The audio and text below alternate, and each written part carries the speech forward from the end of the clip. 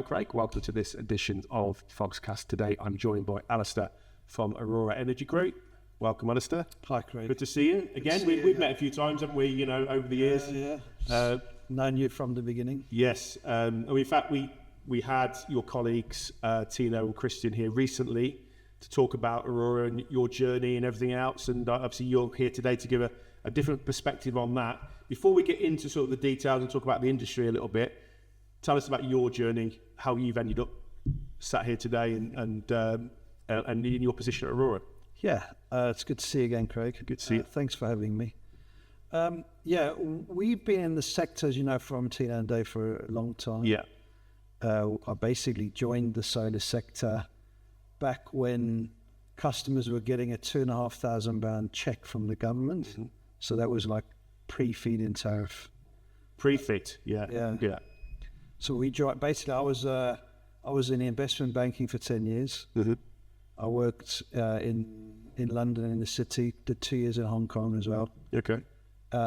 2007, the credit crunch hit the financial industry, and basically, I was in structured products, and that got badly hit by that credit crunch, and took a lot of skilled people out of that industry overnight. Mm-hmm. And so it was I'd been a corporate man up until then, totally working in big organizations, had no way of working on my own business. I was in the big organizations from university, but I had to look within at that point because there was no structured products jobs, because that industry just didn't exist then. And when you sit it out for a while, thinking it will come back, that credit crunch just lingered on and on and on. Went on. Yeah. And so you had to reinvent yourself and look at what you were going to do. I remember seeing something on the BBC News about solar and saying that there's £2,500 checks being given to customers by the government to embrace solar. And it just caught my eye, and I thought this must be something that I could get into for that reason. If someone's giving you a check of £2,500, surely I could get involved in this. The MCS was still at fetus stage. I set about becoming a qualified MCS accredited installation company.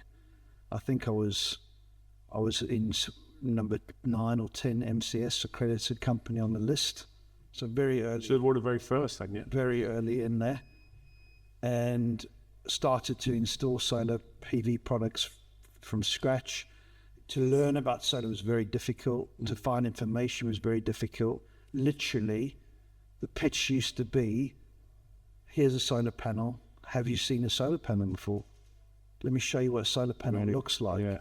That was the engagement with the customer. The way that you had to learn was I would go on to these really green type. There was a organization in Wales that was living off the land and stuff, off grid. Yeah, that was the place to sort of get some information. So it started really early on, and then as I was on the MCS list and in the solar industry, people started to find me. It got brisk. Started to really get brisk. That's how then I met Martino. So when would that have been, would you say? Maybe a year later. Okay, so we're still what? 2010. Still in the noughties, really. Yeah. They were just before. It was pre-feed-in tariff. Yeah. And Martino was doing his thing, and he obviously looked and he wanted to diversify into solar. And I guess the first place to look was the MCS register. Mm-hmm. And so we then met each other via that. Okay. He reached out. I think why we initially formed a bond, if you like, was just because of my experience prior, and he was looking for someone he could engage with on many levels in relation to solar, not just an installer as such. Mm-hmm. And so because of my background, I was able to liaise with him in that way. And so then we started to get on with building solar, and like you've heard from Christian and Tino about sales and installations, But we also were in manufacturing as well, which was very progressive at the time. Mm-hmm. And, you know, we were getting pushed into these different areas by constraints that we were finding in the market. For example, the feed-in tariff then came in whilst we were trading. That boom hit, and literally the next problem was product. This country just couldn't get enough product. Yes, I remember it. Yeah. And so if you had product, you were king. Mm-hmm. And so you weren't going to make an inverter here. That wasn't going to happen. But what we could make was solar panels. And so we managed to partner up with a company there from the glazing industry. And we started to manufacture solar panels. And we were the only manufacturer of the time in the UK. And so that really sort of set us up as well, because you can feed the machine then. Yeah. And so we set about building a big company. And again, I think the other thing that really helped the pace back then was we're dealing with string inverters, no Wi-Fi, if you like, connection. It's a very simple installation, 6-8 panels probably at most type homes. And you know, it was the volume was quickly there. There's a lot of challenges. I mean, Real didn't exist back then. It was coming in. Yeah. So these organisations were all coming in. Highs was low. So there was a few. I don't know, use the word cowboys. That's probably it. Yeah, of course. But there was early on. It's a new landscape. Yeah. Right. Unregulated. It was the Wild West. Unregulated, if you like. And they were making it up as they went along. And some, like you said before, I've heard you say before, they get them right and they get them wrong. Yeah. You know, and so the feed-in tariff was a classic example in the sense of copy Germany's model, follow the model, have a consultation prior, get it right. No, didn't get it right. Constantly not sticking to the dates of when we're going down on the feed-in tariff, messing the industry around in the sense of the feed-in tariff goes down on this date. No, it doesn't. It's going down next week now. How can you do that? We're already dealing with product issues and customers that want stuff, and now we've got all these. Do you know what I'm saying? They just didn't think it through fully, did they? I remember back then. Do you remember the first ever deadline, the big one? The MCS site crashed. You would do. We were sitting in the office and they were like, if it's not on tonight, it don't count. Yeah. And we were like, right, you were refreshing your browser. You were going home, but you're not. Sit down. Yeah. We've got to register all these customers. We were there till midnight, registering them as much as we could. And then you had a situation where people were trying to register fit, and they would ring customer service energy companies, and the agent wouldn't know anything about it. You had a situation where DNOs, you had to G83s, and as it was then, didn't know what you were talking about. You're lucky if you got somebody who understood what Correct. It was a strange time. Time with people selling however they wanted. None of these tools like Google, where you could do things online, all those tools hadn't existed. Yeah. No easy PV, no open site. So yeah. Your MCS was ring binder sort of documents, wasn't it? Yeah. Totally. I said to you, Derek, I'm not going to use the word solar coaster on this podcast at any point, but I've just used it. Yeah, it was like that because you had that boom, and then some dips, and then we had a bit of the wilderness years, really. I think 2013 to 2018. Look, the industry was still here. I was still working on it. Batteries were just starting to come out, but it was a difficult time. It then picked up again, didn't it? I think before COVID, a year or two before COVID, and then since COVID, obviously we've seen huge growth, new innovations, new products. Yeah, so we ended up obviously we were building these different stables. So it was almost like a vertically integrated structure from manufacturing through in sales and into installations. And then, like you say, but in between that, there was legal battles going on in relation to the government and different participants in the industry that got asked, please join this class action because of the way they're handling the market and everything else. So there was lots of challenges that we were all facing. Inspectors checking that panels were actually on roofs of customers that had been registered, etc. So it was very tough. Like you say, we also at the same time were because we were entrepreneurial, when you're running a successful business, your office becomes like Dragon's Den. People see that you're successful, and they will be they chap your door all the time. Oh, hi, have you seen this? Have you tried this? Why don't you get involved in this? And that comes from product manufacturers to other entrepreneurs. End phase knocked on our door even back then. Said, oh, do you want to be the sole distributor in the UK? And we were like, M-phase microinverters. We're dealing with a Sunny Boy string inverter here. They were just 2 ahead. But there was it's interesting you say that, because that in that period post fit, or certainly the high fit, when it started to sort of really throttle back, people were pitching all sorts of things. VO was the thing, wasn't it? And people were doing voltage optimization. Correct. A lot of those are going out at silly prices, because you had these companies that had this infrastructure and these teams of salespeople and mouths to feed, and they were thinking, add-ons. And that's what they, and then batteries started to come over. You think the early NEDAP, and then 1 or 2 Chinese manufacturers came in. Politech, one of the first. I think you distribute Politech a little bit, don't you? They were here quite early, but the technology wasn't mature enough really at that point, was it? No. I mean, it took a few years. So those early adopters, I think, some of them left with. So we then took a break we had all these companies at the top of where they were, and we decided we needed to take a break. So we, myself, Tino and Christian, were at the top of those structures and decided that now a break was time. So we went and did our own thing, and this is just pre-COVID. Doing property development in our own capacity and cracking on with those kind of rental type properties. So do you still do that now? Is that still there, or is it? Yeah, it's still there, but all of that stuff kind of runs itself. And I think, but that's another challenging landscape in the sense of, again, all of these things that we all do in solar and property and all these things, they are underpinned by what's the government's strategy at the time. And so, off the topic slightly, but in property, you've got a lot of rules that are changing, as you know, in relation to offsets for mortgages and rents and rights going to tenants, and so it's a whole different at the moment, a different landscape even to what it was a couple of years ago, and you've got to keep your eye on the ball there as well.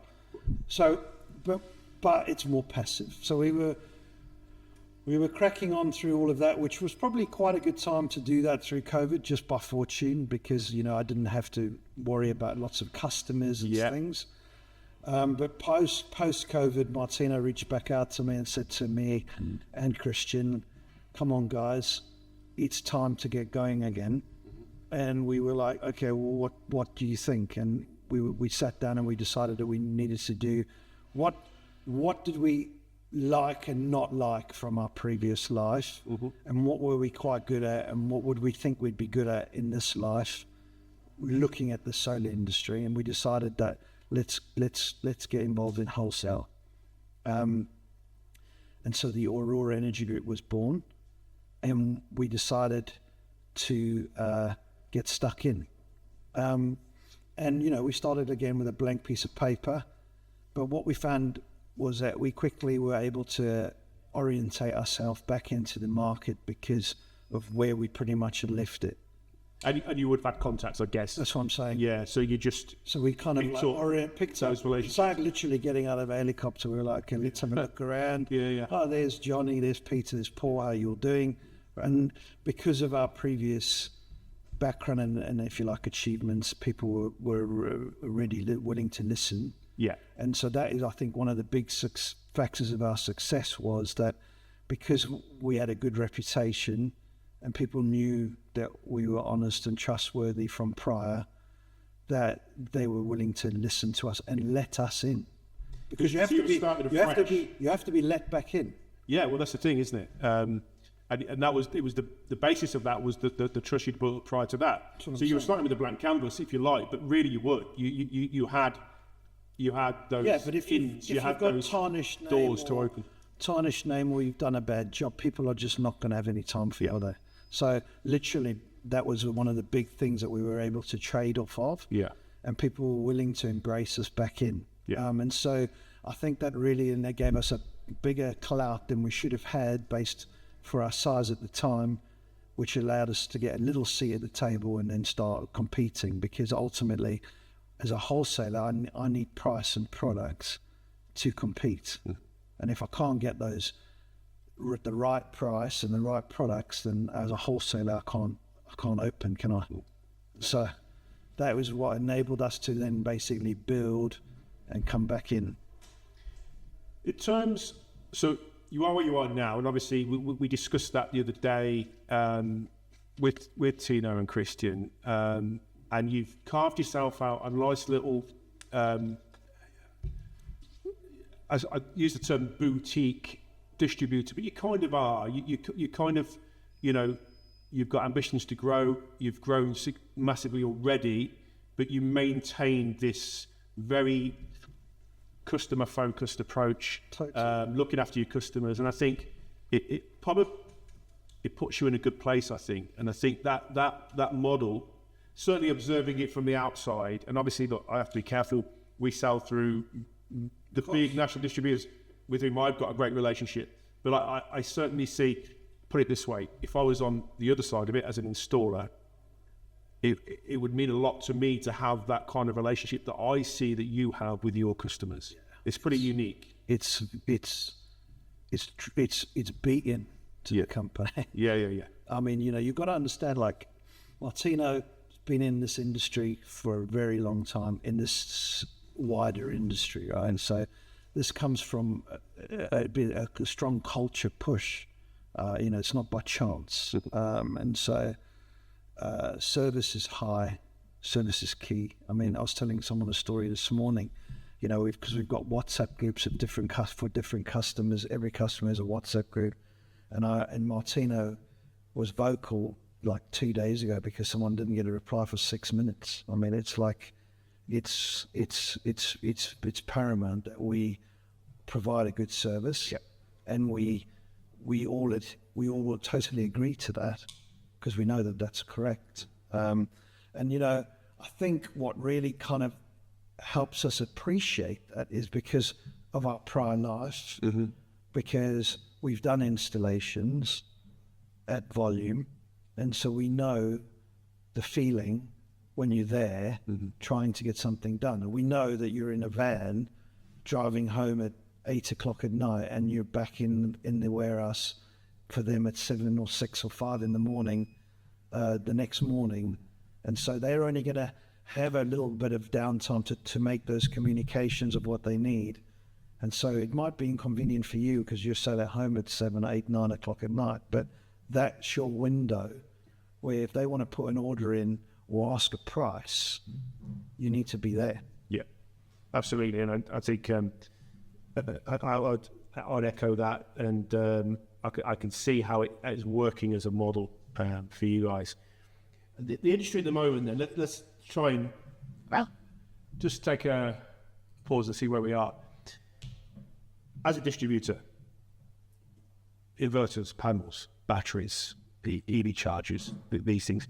I personally don't, there's heat pumps, there's accessory products, there's solar hot water diverters and, iBoost and all those sort of things.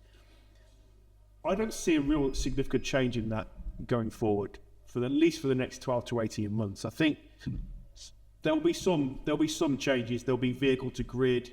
There'll be some new adaptations around like our products to take advantage of those emerging opportunities. But I see software as being the big shift. Yeah. We're seeing virtual power plants optimization, variable tariffs. You've got half-hour metering, half-hour settlement. Which by the end of this year, should cover most of the country. How do you, as a distributor, get involved in that? I mean, I think the fact that we have products here at Fox that are able to take advantage of those software platforms helps you, I guess. Totally. Yeah. Are you getting lots of questions about that, or are you seeing a move in that direction more so? Yeah, I think it's like you say, the move is definitely coming. And it's driven from necessity. Yeah. Because the grid is only as big as the grid is, isn't it? And so, yeah.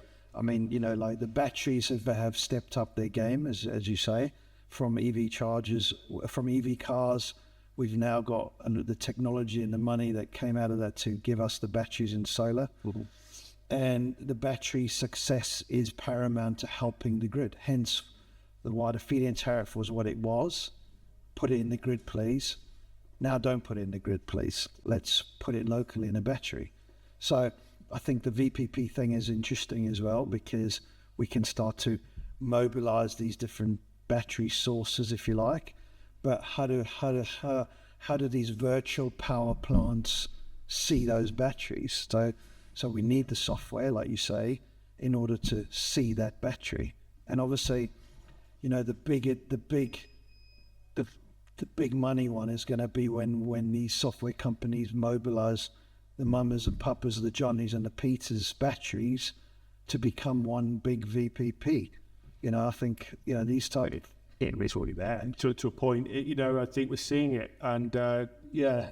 And I think those things are big steps, because that is what's going to then give it intuition and ability, I think. Well, it is storage without solar.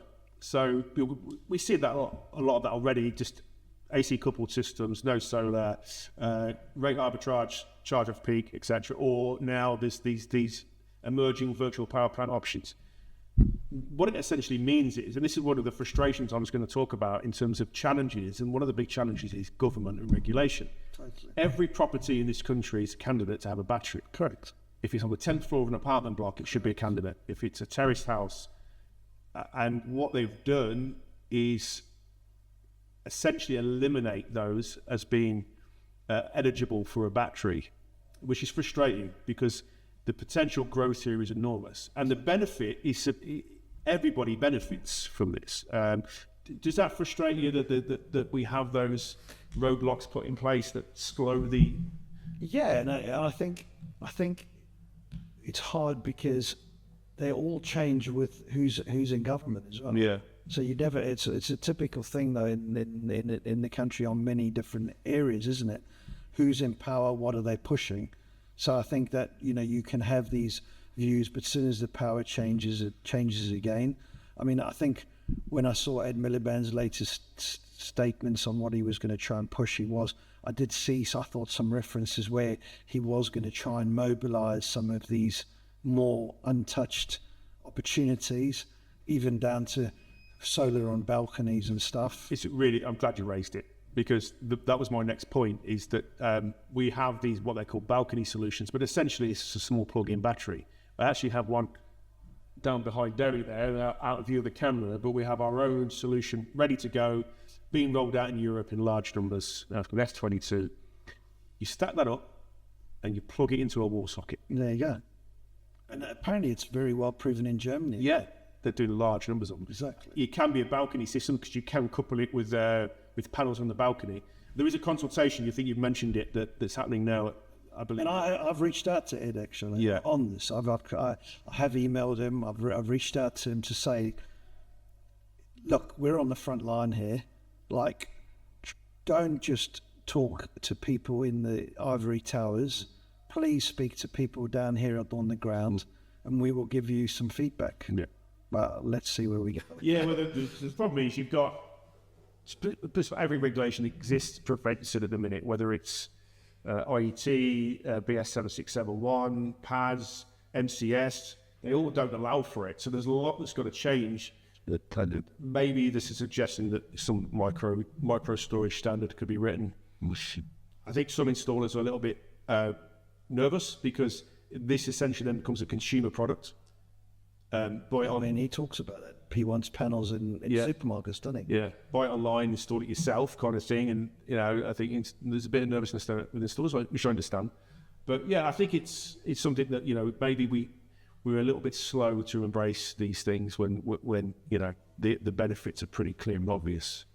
Yeah, I think there's, you say that the installers are nervous, but I think there's always going to be, there's going to be some customers that will go off and do that, of course. But, the installers have got nothing to worry about. Yeah, because it'll be a massive market. It's going to be like everybody's a candidate. The sales companies have got nothing to worry about, the installers have got nothing to worry about. I agree. In my opinion. Yeah, I do agree. I think one installer sort of expressed concern when I had a conversation with him about it, and I said exactly what you just said there. Well, look, all you're doing is making the market much bigger. Totally. And if you do things correctly, you can take advantage of that, because there'll always be those people that have circumstances where they want somebody to come and do it for them. Totally. So absolutely. They need their skills. Talking about the challenges to the industry then. So I think AI is obviously a hot topic, right? So how does that impact on this industry? So in many respects, we're seeing AI used as a positive. So we work with Capture, which is AI optimization. You're seeing AI utilized by the likes of Open Solar. I have Holly here next week actually from Open Solar, and that's one of the things I'll discuss with her.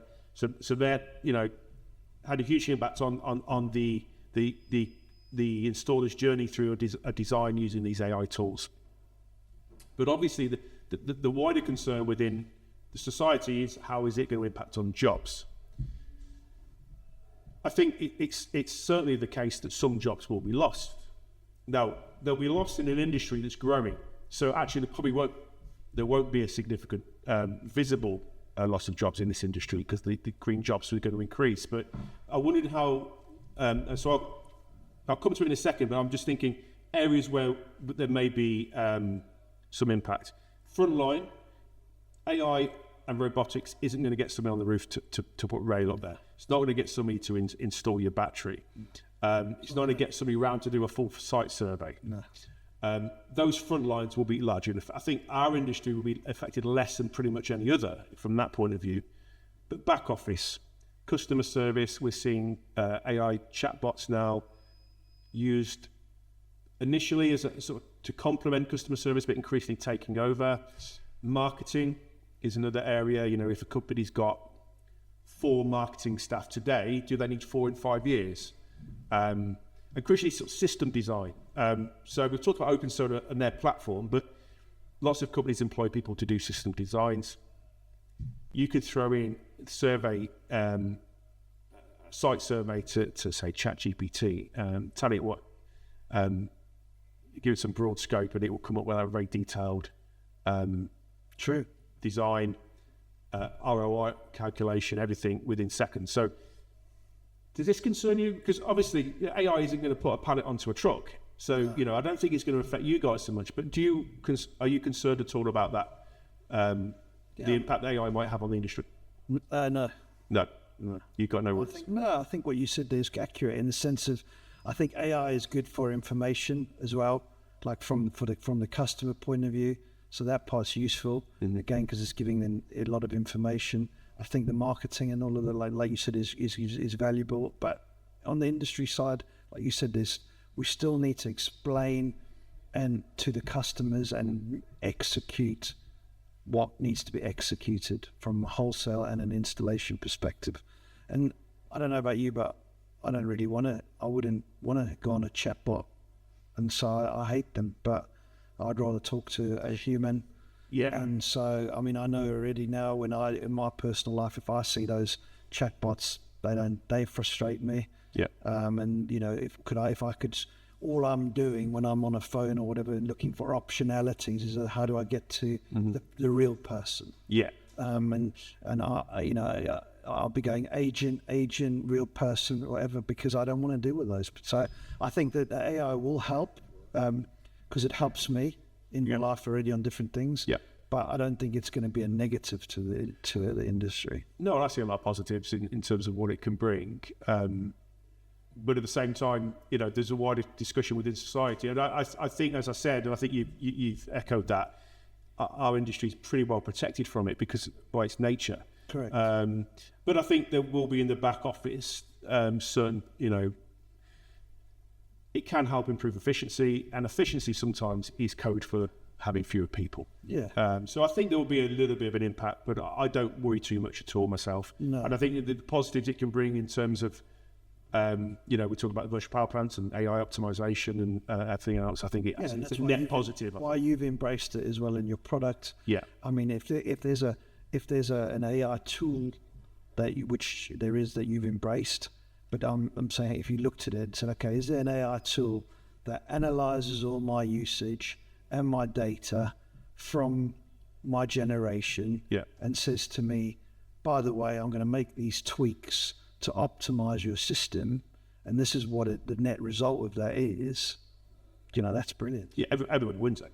And that's exactly what those systems are. That's what Capture's going to do for you, isn't it? 100%. So, I mean, to me, as an end user, that's powerful.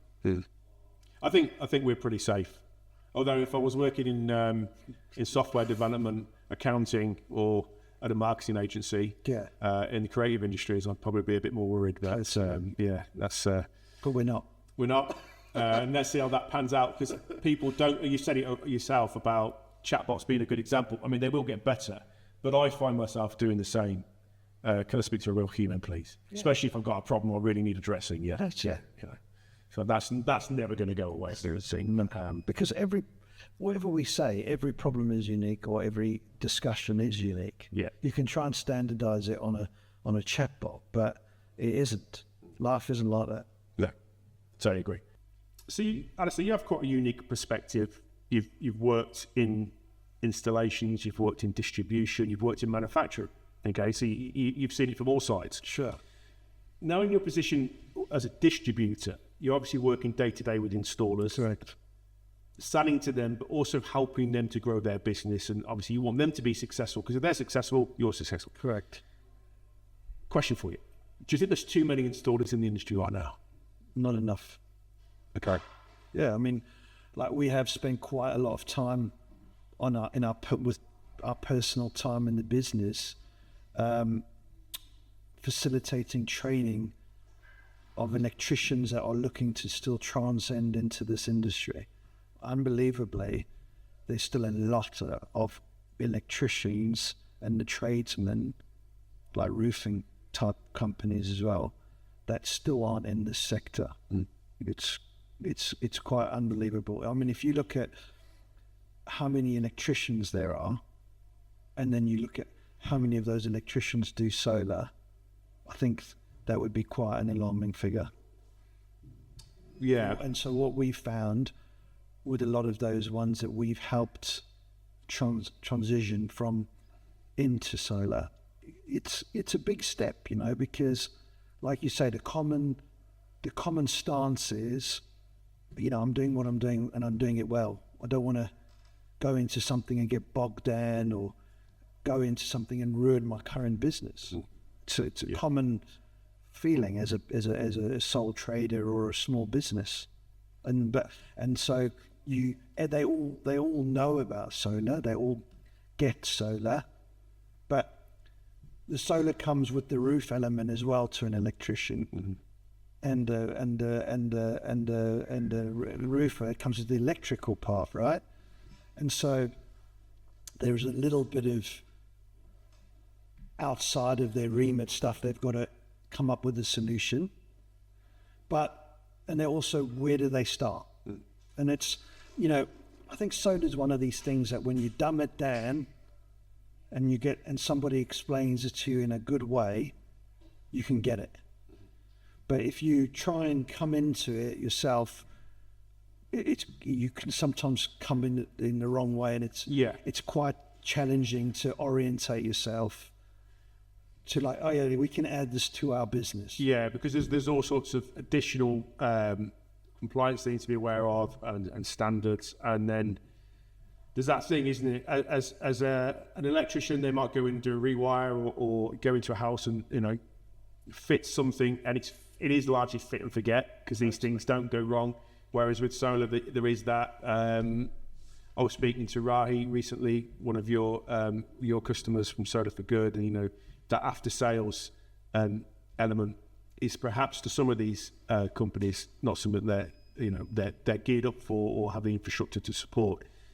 The question then would be, though, the feedback we're getting from installers is highly competitive, so it does drive down price. So you're saying there's not enough in the industry.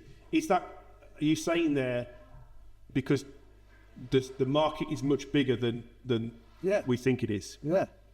And I think that, like, you know, these guys, they're all doing their electrical work. Yeah. These are all potential customers. Yeah. And just haven't been turned on to the idea because nobody's, or discussed it with them. And again, that customer then doesn't know where to start. Mm-hmm. And, but they may well trust the electrician. They've already got that relationship with that customer. So there's a lot of, there's still a lot of information that needs to get into the public domain. I believe we're still scratching the surface on that. The customers definitely are coming in, right?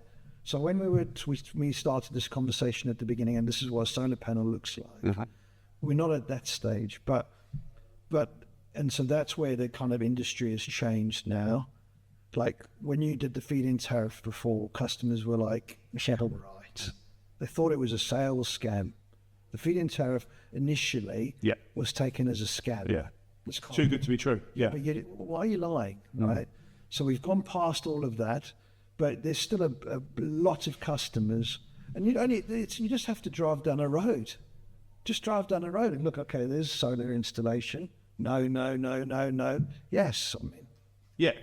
Just that visual indication of the fact that there's so many properties that don't have solar. Correct. Then you take solar out of the equation, just say batteries. For example, I've got batteries in my house, I've not got solar. Yeah. I have people come around to my house, I don't know where I work, and they look at what are they? That's a thing. Totally. The customers are, in terms of the country as a whole, is not that well informed. No. Nobody's really, say, at government level, explaining to people that there is such a thing. That, I suppose it's on us as an industry really to put it out there more. And I think there's been talk about TV campaigns and stuff like that to try and raise awareness. But how many people actually know that you can have a battery in your house, you can charge it up overnight, and you can use it during the day, and you can.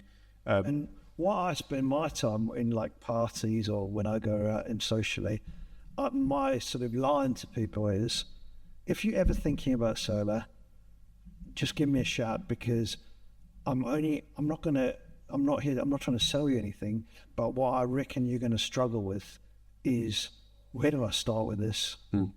And how do I even get a beginning? Yeah. That's what I think you would, because I know what I know because from being in the industry. Yeah. And I think to myself, blimey, what would I do if I was trying to get my head around this? Yeah.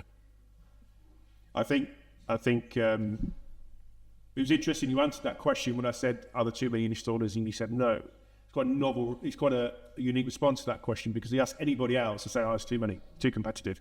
But what you've done there is spend that on its head and said, well, actually, think of the size of the market. We haven't even begun to exploit that or to. Yeah, when we sit in front of rooms of electricians and we talk to them, and we go there, we'll say, we get invited to speak, for example, and we'll say, like, have you thought about solar? Mm-hmm. How much are you turning over in your business right now? That's what your business is doing. How about adding this to your portfolio business? And you could turn that. There's still loads out there that are going, really, really, really, really. And we have customers today, and I think one of them is coming on your podcast in the future. Okay. They are. We've taken them on that journey, because that guy needs to learn how to sell that product. He needs to know how to install it. There's loads of ramifications he's got to get his head around, right? So you can take that person on that journey, and the reason we do that is because that is a loyal customer that will continually buy from us.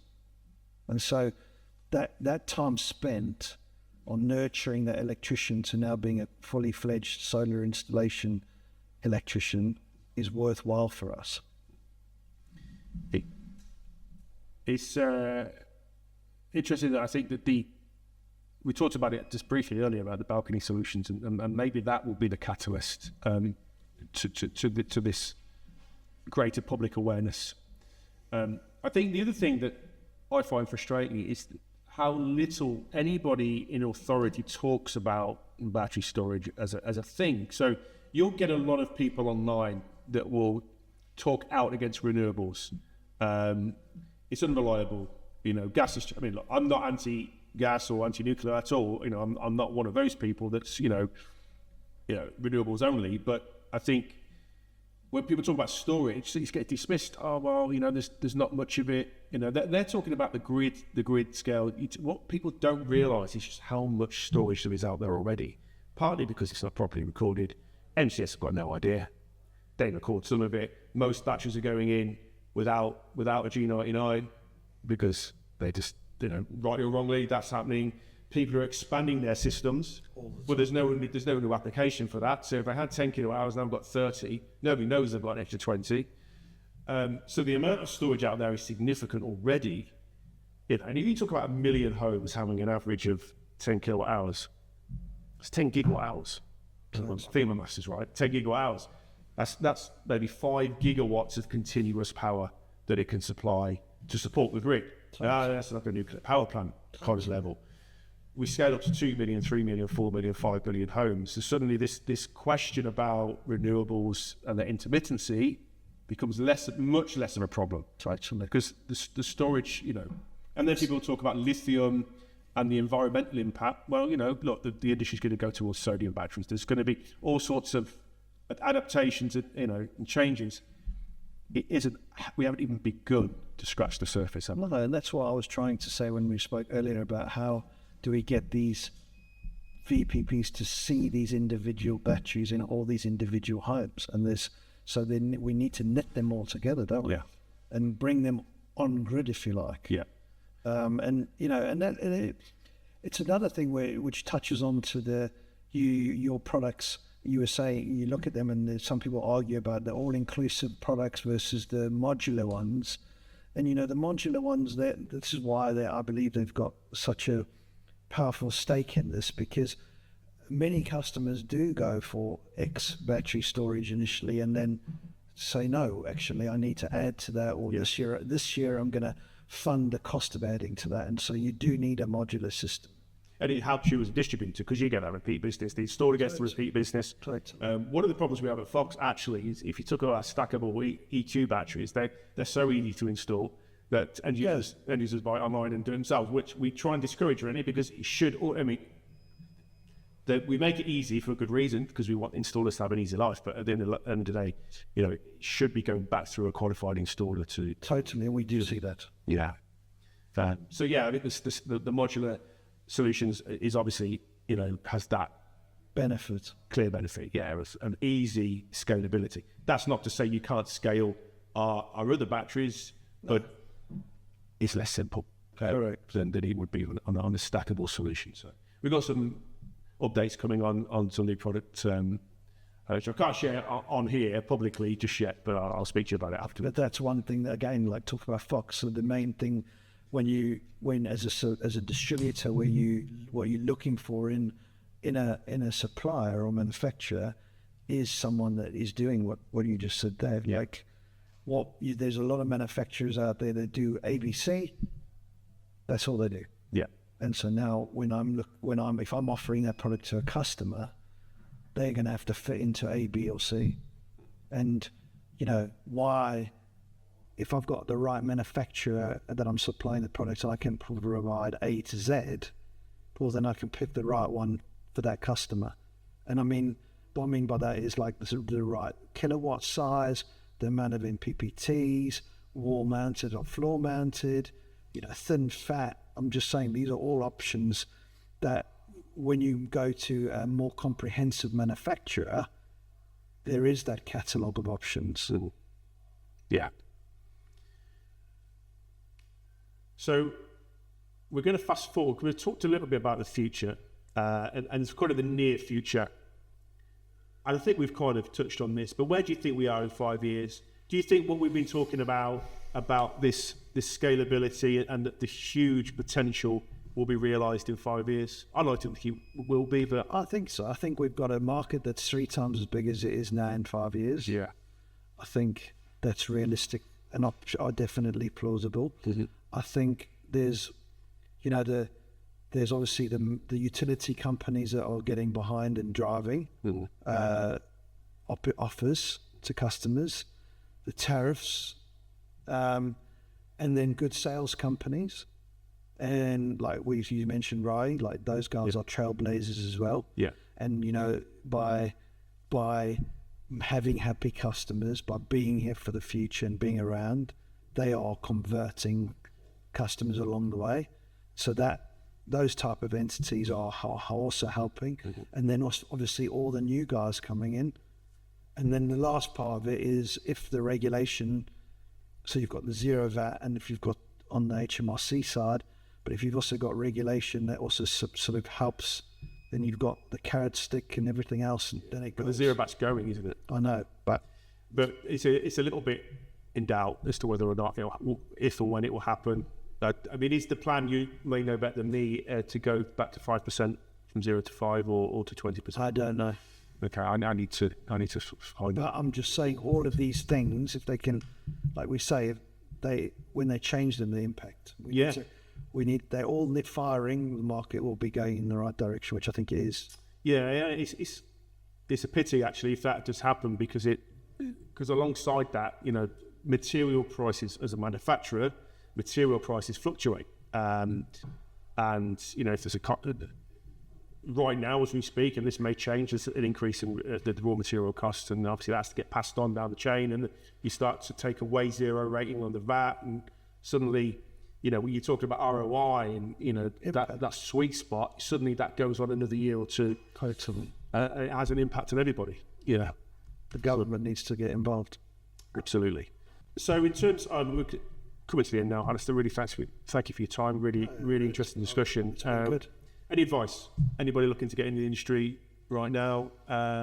Say an installer. Say it's somebody that's a qualified electrical engineer, electrician. What's their first step? Yeah, again, I think this is where I say Aurora is unique, and because we are a distributor, a wholesale distributor, but you're getting advice from people that know what they're talking about. We're not like graduates or doing a summer job here.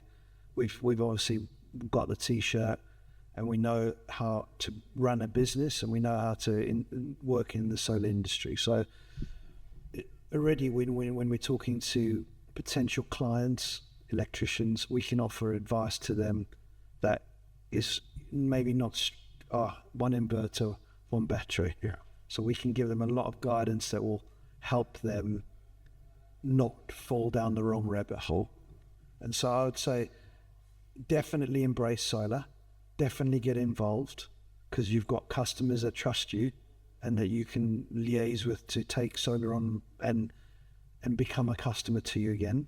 But reach out to Aurora and we will help you with that journey and take away all the worries that you might have, because we can help you get that job surveyed from a qualified surveyor. We can help put your shopping list together of what you need to complete that installation. When we can help get it delivered to your site for you at a set time that you want it there, or unloaded, or you can collect it. All the options are there for you at the right price. And so, we are there to support them. And you wouldn't necessarily get that from some of them more. You can't, because stack on high distributors, and that's not to say negative about them, but it's just a different model, isn't it? I mean, I had a call driving on the way up here, and there was a problem with there was a blemish on the inverter on site from an electrician, and I took that phone call, and the replacement product is on site within 25 minutes for that guy. Yeah. Now, I've not passed that charge on to them. There's no charge to that service because that guy's a good customer. Yeah. And so I know that he wants to finish that installation today. And it's really important, because it's not, why is it important that he has to finish that installation today? Because he needs to get that keep the customer happy. He wants that 5-star review from their customer. He needs to go to his new job tomorrow. Yep. He doesn't want to now have to fit this customer in somewhere else. He's got the right skills on site there today to finish that job. So he needs that cash from that job into his business, because this is, you touched on what I see as challenges for these guys, and a lot of the challenges is cash flow. Oh yeah, because don't finish the job properly, like hit a stumbling block, don't finish the job, don't get paid. Yeah. Tomorrow rolls on to the next. Tomorrow I'm on to my next job, and you can very quickly be in a position where you're like stuck there. Yeah. And so the successful installer is one that's completing on time, getting the 5-star review, collecting the check, moving on to the next one. Those are the successful guys. But it's not simple. And I've got to play my role as a distributor to facilitate what I can to support that part of the puzzle, and then everybody can go around. And it's a pretty unique approach, which I know is working well for you. So thanks for that. I'm going to ask one more question, right? So we talked about solar a lot and batteries. Yeah. What's Alistair doing outside of work? How do you switch off from all of this? What's your thing? Oh, man, I tell you, it's hard. It's hard to switch off when you run your own business. Yeah, I know. Yeah. And when you're offering a service that you will help the customer at any time. Yeah. So, for example, we don't go into the office on the weekends, but there's never a weekend that we're not in that office putting out one kit for someone or a couple of kits for someone, because that phone will ring and they need something. You're making me feel sorry for you. Nah! You need some downtime. No, I do have downtime. I've got 2 kids. Okay. And, I'm school age? 12 and 9. Right, okay. And, they are a big part of my weekend. Mm-hmm. My daughter's a great footballer, actually. Okay. So she's down at West Ham and Ipswich. So right. I am constantly wishing I was seeing her in the week, but I watch her play on the weekends. Okay. And my son is the same, also loves all his swimming, sport. And so, between Saturday and Sunday, it's get them here, get them there. Yeah, but what I do take pleasure in is that I'm getting to stand there and watch them do those things. It's the thing, isn't it? Especially when you've got a business like you have, between work and children, there ain't much time for much else, is there? It's great watching them. Yeah. I mean, there's nothing more pleasurable really than seeing, And, you sort of do things, watch them, enjoy that time on a Saturday and a Sunday, and then we go again. Yeah. The needle returns to the start. I mean, it plays again, doesn't it? That's what I was saying. Like Sunday night, we're gearing up again. But, like you said, in the solar casting, we're on a mission. We're here. We have to be razor sharp to compete with these big outfits. Mm-hmm. There's no freebies out here. No. And so, we've got to play hard with the tools that we've got. Yeah. But we're up for the fight. Yeah. I totally believe you. Alistair, thank you so much for coming in today. Been a really interesting discussion. I hope those of you watching enjoyed it. Please check in and keep checking the channel for future episodes of FoxCast. For now, thank you, Alistair, and thank you for watching. Thank you.